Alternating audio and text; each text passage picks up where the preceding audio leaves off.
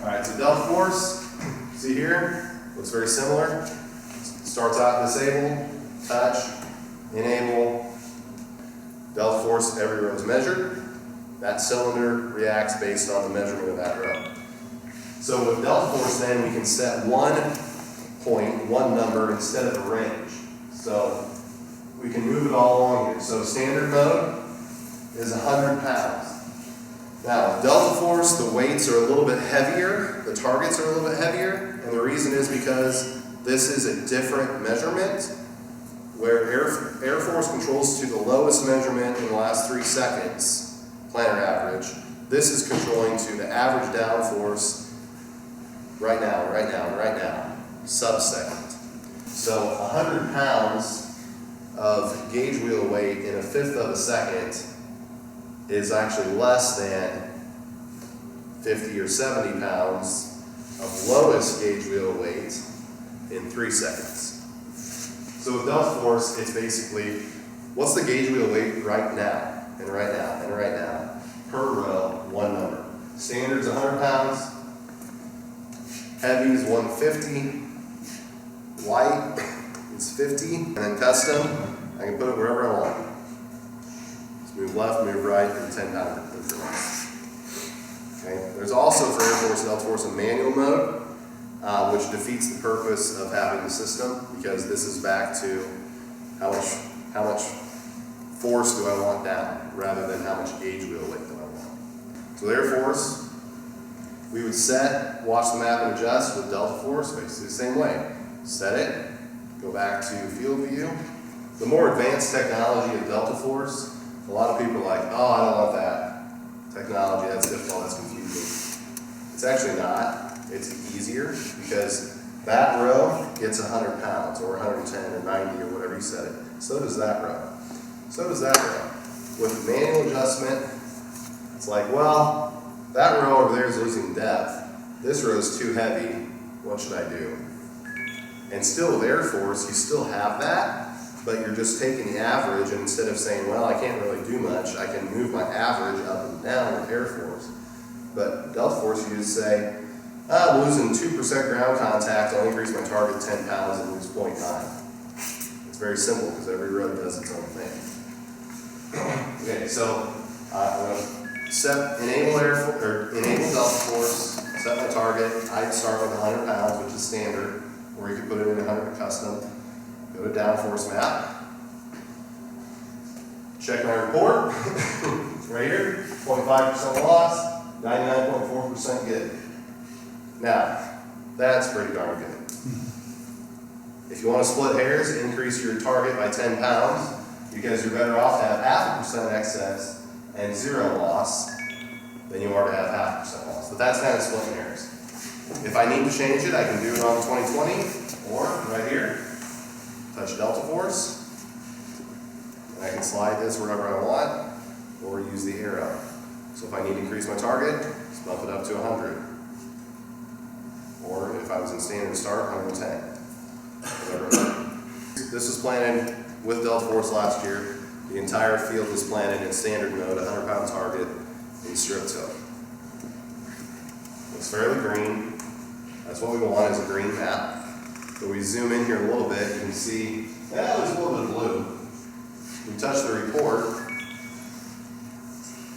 5.6% loss, 95.3% good, 0.1 excess. So I just said you should be able to achieve 97. This didn't. But the target was 100 the whole field. If I see this and I bump to 110, 120, I bet we could get this up to 97. Okay. Now, once again, this was strip till, fall strip till, come in and plant it in the spring. With Air Force, in that previous field, it was 70% good in a similar situation. This was a 16 row hopper planter. Now with DeltaForce, just set the standard and go, it's 94. So DeltaForce is always a better control system, but it's not like necessary. Like that one field I showed, we actually had 95% good with Air Force in conventional till. Yeah, so here, you come in and you see this, you want to increase your target. What do you say? What he should have did is plant about 5 acres of that field, see this report, slide that, increase it 10 or 20 pounds, slide that to instant and see what happens, Yeah. Yep. So you can see here, what are some things that affected the DeltaForce system? Well, you can see a wheel track going across there. So that's actually where there's some loss of ground contact from the four-wheel drive tractor after it applied anhydrous in the fall, folded up, driving across it. So you can see that. So you might say, well, I thought DeltaForce would react for wheel tracks. But if we zoom in here pretty tight, right there, that's 1/5 second loss of ground contact. There's 2/5, and this is like almost a second on those couple rows. A higher target would have helped it. But see, we're hitting these at an angle. So basically, here's a track here, and we're hitting it like this. But we can't predict what's happening. We're only sensing and then reacting very quickly, mind you. But if we sense that we're losing ground contact and we need to adjust, well, we have to sense we're losing ground contact before we can adjust. So there's going to be some loss. Now, if we were to have, see here again, going across a spot there, you can see some loss.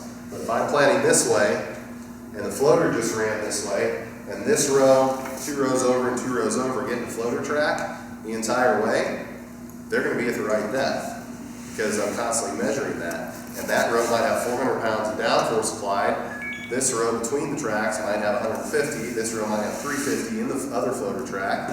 This row might be lifting 10 pounds, and this row might have 210 applied. But when you hit something perpendicular or at an angle, it's going to react, but you're still going to lose. You might have 2 or 3 plants that might have been planted shallow. We look at applied on this field, especially right in here.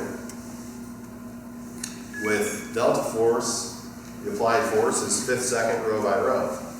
So you can see, you zoom in tight where that wheel track was.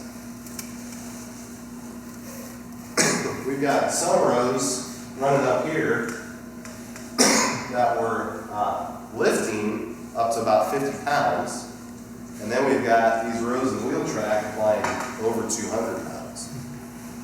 So if we zoom out, you can see it definitely reacted, changed its total force by a couple hundred pounds there for the wheel track, but it had to sense it first, then react. So if I cross a floater track, I'm going to have probably about half of it where I'll have some shallow planted seeds. Also here, we can see on this end row how compacted that end row is and how much force had to be applied there. So with DeltaForce, you truly, in a sense, get a soil hardness map in a way on the applied force. The only thing that would make it not really that is if you had individual row hoppers full of seed versus empty. So this is a little bit more telling you where the harder and softer spots of the field are. You can see all these end rows are pretty compacted. So Air Force or DeltaForce or even manual, the methodology that I would use to set my downforce system is the same. Set it at a beginning setting, plan a little while, watch my report. Increase my target for Air Force or DeltaForce if I'm losing ground contact more than I want to now. You're talking probably 5% for Air Force or manual, probably 1.5% or less for DeltaForce, maybe 2%. And if I see the opposite, I see too much excess, I would decrease my target or decrease my airbag pressure or spring pressure, I would do it manually.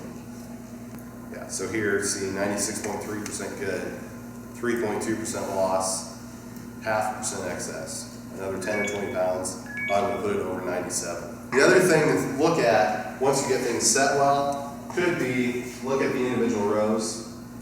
That top one, obviously something's up, whether it's a row unit thing, whether it's a downforce sensor, whatever it might be, something's not quite right. get set for what you see at the bottom, but then if there's rows that are way out of whack, try to dive in, see what it might be.